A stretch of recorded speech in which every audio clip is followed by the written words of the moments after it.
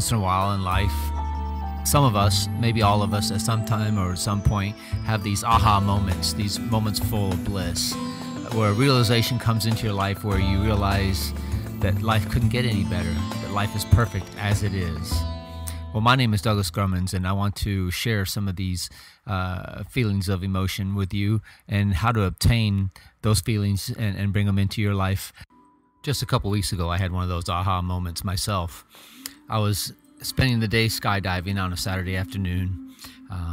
The day went really well. My jumps went really great. The weather was nice. There was wind. It was just perfect conditions for jumping and skydiving all in general. But anyway, as I was driving home from the skydive, it's about an hour drive to my house, and I was listening to the radio when this song came on. And I heard the song before a couple times, not too many times, but a couple times. But it really elevated my spirits, and I turned the radio up as loud as I could and jammed out to this song. And I had one of those aha moments, like, you know, life really doesn't get any better than this. This is the best life is. But I've had, if I look back at my life, I've had hundreds and hundreds of those aha moments. I don't link them together, and I don't think about them. It's just a spontaneous act that comes when you live life spontaneously.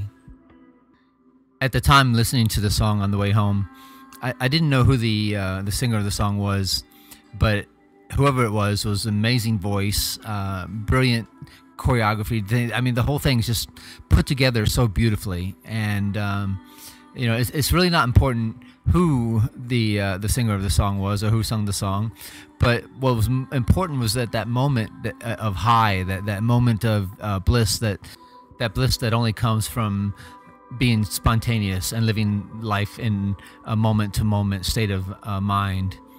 But you know, what happened was the next day I was driving to work, and that song came on again. I still didn't know who the author was, but I'm like, wow, this is really a good song. I really like it a lot. But it didn't have the same intensity as it did when I associated it to a good memory, to a good thing, a good day that happened in my life. And that's one of the key secrets, is that music can help us to remember those moments, those aha moments, and try to take us back.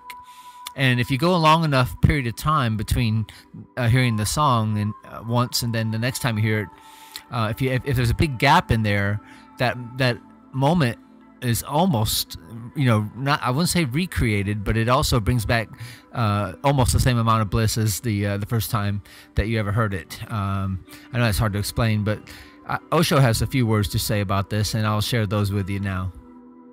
The following is taken out of Osho's book, Yoga, the Alpha and Omega. It's the Patanjali Yoga Sutras. And on page 83, Osho shares with us, he says, for example, you fall in love. Love gives you a feeling that bliss is somewhere nearby. You feel that for the first time that you are welcomed by someone. At least one person welcomes you. You start flowering. With even one person welcoming you, waiting for you, loving you, caring for you, you start flowering. But this is just the beginning. And then immediately your wrong pattern starts working. You immediately want to possess the beloved, the loved one. But possession is killing. The moment you possess the lover, you have killed love. Then you suffer. Then you weep and cry, and then you think that your lover is wrong, that the fate is wrong, that destiny is not in your favor. But you do not know that you have poisoned love through possession, through possessiveness. But every lover is doing that, and every lover suffers because of it. Love, which can give you the deepest blessings, becomes the deepest misery. So all cultures, particularly in India in the old days, have completely destroyed the phenomenon of love. They have arranged marriages for children so that there would be no possibility of falling in love, because love leads to misery. This was such a known phenomenon that if you allow love, then love leads to misery, that it was believed better not even to allow the possibility. Let the children, small children, be married before they can fall in love. Let them be married. They will never know what love is, and they will not be in misery. But love never creates misery. It is you who poisons it. Love is always joy. Love is always a celebration. Love is the deepest ecstasy that nature allows to you, but you destroy it, just so that you would not fall into misery. In India and in other old ancient countries, the possibility of love was completely closed. Then you will not fall into misery, but then you will have missed the only ecstasy that nature allows. Only a mediocre life will be there. No misery, no happiness, just a pulling of on anyhow. And this is what marriage has been in the past. Now America is trying. The West is trying to revive love. But much misery is coming from that. And sooner or later, Western countries will have to decide for child marriage again. A few psychologists have already proposed that child marriage has to be brought back because love is creating so much misery. But I again say that it is not love. Love cannot create misery. It is you, your pattern of madness, which creates misery. And not only in love, everywhere. Everywhere you are bound to bring your mind. For example, many people come to me. They start meditating. In the beginning, there are sudden flashes, but only in the beginning. Once they have known certain experiences, once they have known certain glimpses, everything stops. And then they come weeping and crying to me, and they ask, what is happening? Something has gone wrong. Something was happening, but now everything has stopped. We are trying our best, but now nothing comes out of it. And I tell them, it happened for the first time because you were not expecting it.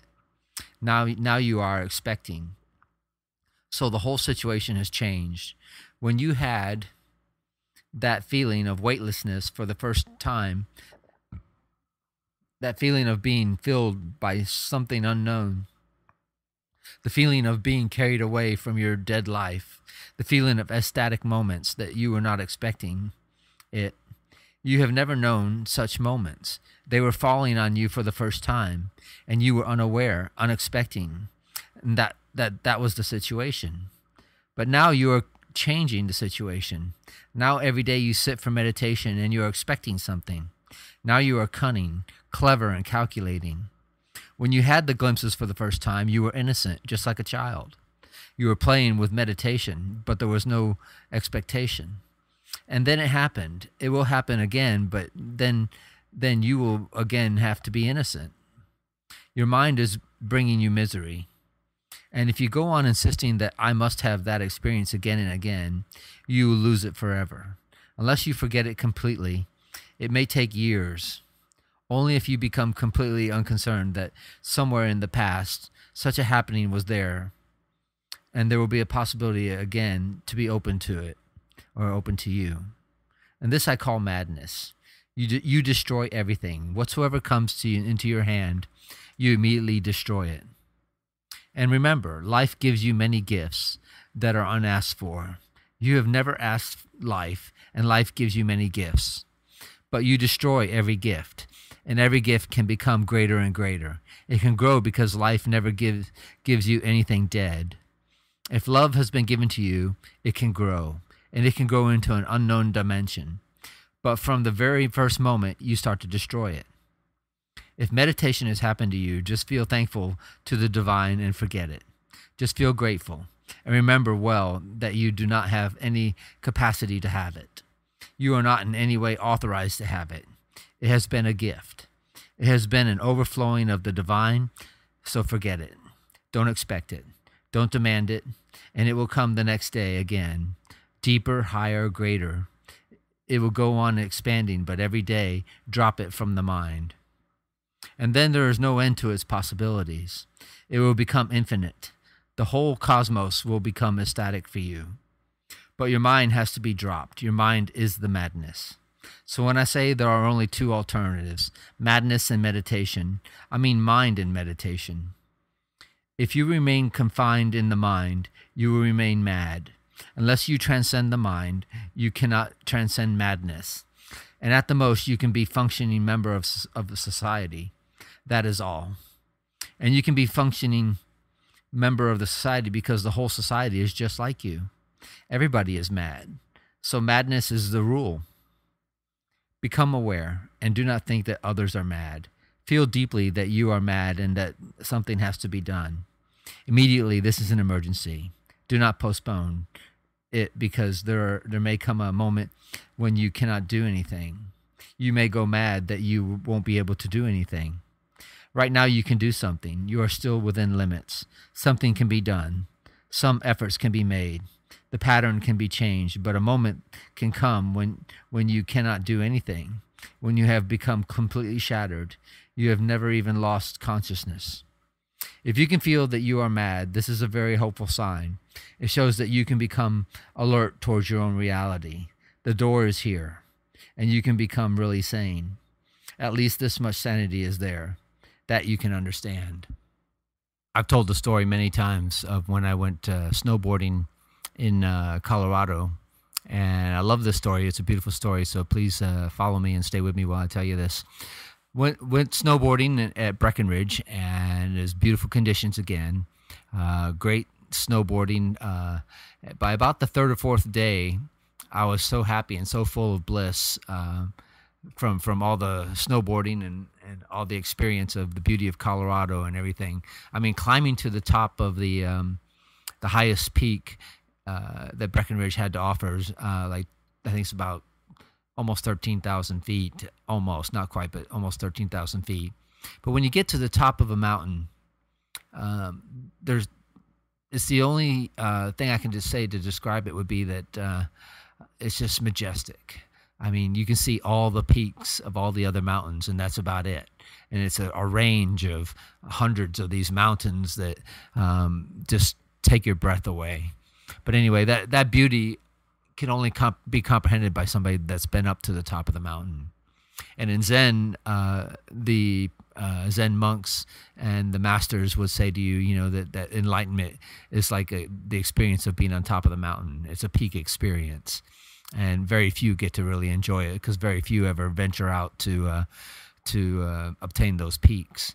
But anyway, after about 3 or 4 days of snowboarding there, I got to the top of this black diamond. I think it's about a double or triple black diamond slope, and I buckled into my straps and got my board loaded up, and I said a little prayer to myself. I said, God, why don't you take this one? I said, I'll just be a back seat, take the back seat, and you take charge of my body. You be in control of my body, and you ride this mountain down the mountain, and I will just be an observer. So with that thought in my mind, or that feeling in my mind, I should say, I launched down the mountain. And there were steep cliffs and everything, and I launched down these cliffs and flew through the air and stuck every landing. And I flew faster than I'd ever flown before, sliding left, sliding right, front turn, back turn, all over the place. I was just flying down the mountain. I just couldn't experience it, but it felt like it wasn't me that was doing it. It was some other force that had taken over my body, and it helped me to, ride like I was, because I had never ridden that fast or that courageous in my life. And then I saw a jump up ahead of me, and I flew up to the jump and launched into the air, probably about 15, 20 feet in the air, and there's a long jump, and then there's a nice gradual slope on the other side of the jump, and I stuck the landing perfectly. I think my hat flew off at that point. I lost my hat when that happened, but I kept flying down the mountain. I didn't care. I just kept flying all the way down to the base of the mountain, turning, just beautiful run. One of the most beautiful runs I'd ever experienced in my life. And I got to the bottom, and I'm like, holy cow, my Lord, that was amazing. That was just, I can't describe it. I mean, it's like, wow, God, you really are a good snowboarder. But anyway,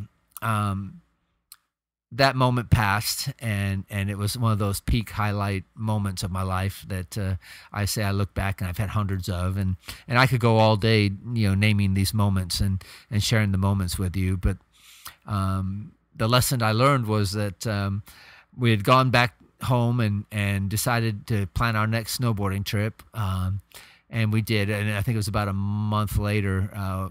We didn't make it back up to Breckenridge, but we made it to Ski Santa Fe. And Ski Santa Fe, New Mexico is a nice resort. It's nowhere near as big as these large resorts, but it's plenty wide open trails, and it's a lot of fun to go there and slide down those big wide open trails. And there's some steep runs if you like steep runs. There's some backwoods if you want to go backwoods. But anyway, with that thought I had in my mind, now remember this was back in the 90s, early 90s.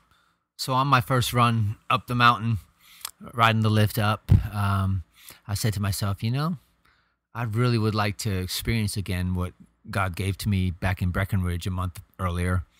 So I got to the top of the mountain and sat down on the slope before I launched myself and buckled up my bindings, put my hat and goggles on, and said to myself, God, take my body, use my body, let me be a backseat person and let you take over and let you be in control of everything.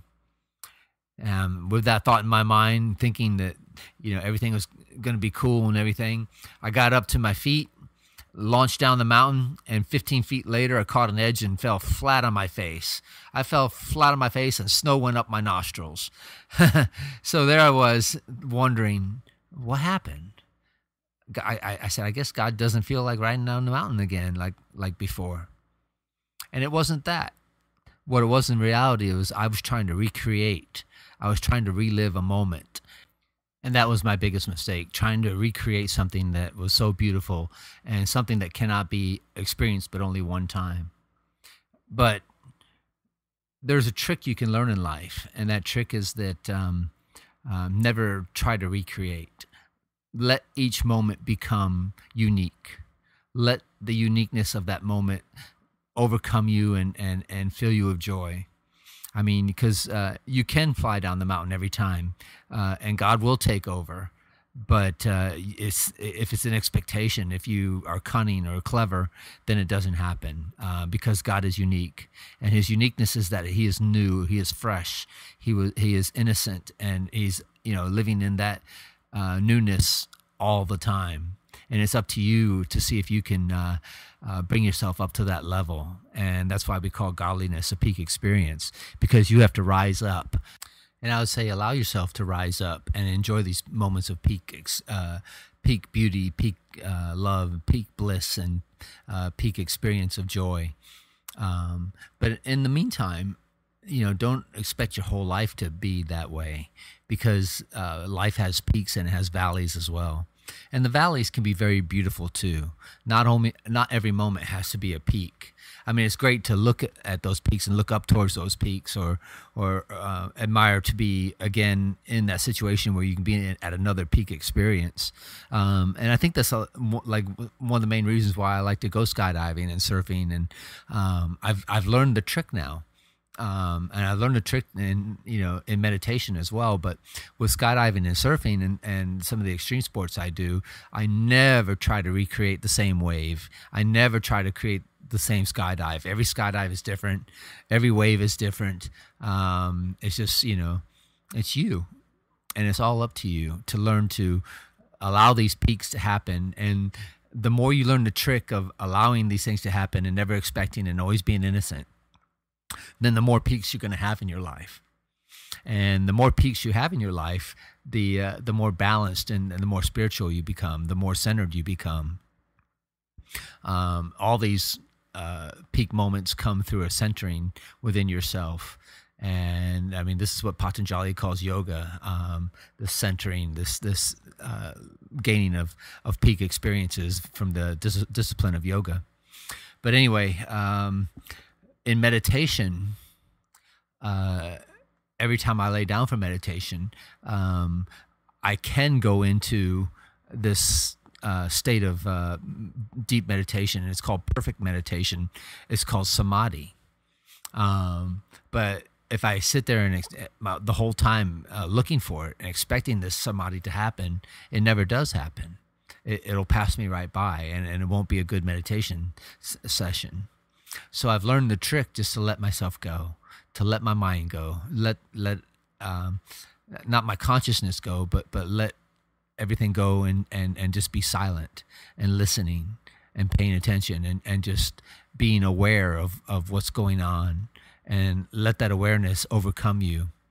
And then your mind becomes completely still, and your soul basically becomes completely still also. And then forgetfulness of anything else happening. It comes as a thought, and you let that thought pass, and you just let it pass. Just let it go, and go back into your nothingness. Go back into that abyss. And eventually, if you keep doing this long enough, the abyss gaps grow bigger, and the mind stillness goes larger, and the gaps of stillness, increase in momentum. And then eventually a leap happens. It's like a jump, and you're into samadhi. And when you're in samadhi, basically there are 3 levels of samadhi. But when you enter the first level of samadhi, it's so blissful. It's so still. And after one learns to meditate and obtain samadhi, and you open all your centers up, all your chakra centers, if you want to call them that, you open these centers up, then eventually the third eye opens up, and you get to actually visualize what goes on in the first level of samadhi. It's either, it feels like or looks like thousands and millions of stars or of energy either rushing towards you in a circular manner, or thousands of millions of points of energy when focused away from you, and you can control it with your mind. But that's not part of what samadhi is. You just become a watcher and watch it happening. But you can shift your energy, and it'll go out or it'll come back at the same proportion. But that's just the visualization of the first level of samadhi. You just, like I said, you just become a watcher, let it happen. And the more you can just allow this to happen and sit there and watch it, then you dive into the next level of samadhi, a deeper level. And where there's absolutely nothing. The energy of the light has gone through the third eye, and now you're up in your crown chakra, and energy is just flowing. And it's like Buddha said, it's the extinguishing of a candle. That's the best way to describe it. For a brief moment, while you're in this deep state of samadhi, then you disappear. Consciousness is there, but you disappear. You're no longer there. And this is something that you have to be a witness to. But the only way to know that it actually happened is when you start coming out of the samadhi. Then you come back into your body. You come back to consciousness. You come back to life. So in a lot of ways, you could say that it's almost like sleep, but it's different from sleep because you were conscious through the whole thing, but you just disappeared. I know that's hard to believe or hard to explain, but that's what happens when you dive into the deeper states of consciousness and meditation. If you listen to this podcast with clarity and intensity, then hopefully it'll bring a new insight into your life. But you have to be open to yourself. You got to be honest to yourself. You have to give your life space for these things to happen, for these peak moments to happen. If they happen once a year, then you're really living a poor life. But if they're happening more like once every other day, or every time you meditate, you've learned to go into a peak experience, then your life is very rich and very full and very meaningful. And you understand why you were born or why you were put on this earth. A lot of people think life is meaningless and that they don't know why they were put on this earth, but they've never experienced life like a meditator or like a extreme athlete who experiences highs and peaks all the time. But like I said, the valleys are beautiful too. There's nothing wrong with a dark night, and when it rains, it has its own beauty too. The rain has beautiful, it nourishes our plants and our flowers and helps the world to stay vibrant and green. So the valleys are beautiful too. Not everything has to be a peak moment. So when you learn to enjoy the valleys as well, it helps enrich those peaks. Because they say the deeper the valley, the higher the peak. And this is true in life, and definitely true in meditation and other aspects of your life. So anyway, my name is Douglas Grummons. I'm glad you joined me and took the time to listen and share these beautiful words with me. If you have not heard any of my other recordings on YouTube, I try to set everything up in like a podcast format. Eventually, I'll get a new computer and start putting some real video to all these words that I put out. But right now it's just me. It's all I have and all I can give you. But I hope it's enough. Anyway, once again, my name's Grummons, and please check out all my other work on YouTube. I have about 50 videos now. Stay in touch and take care of yourselves. Bye.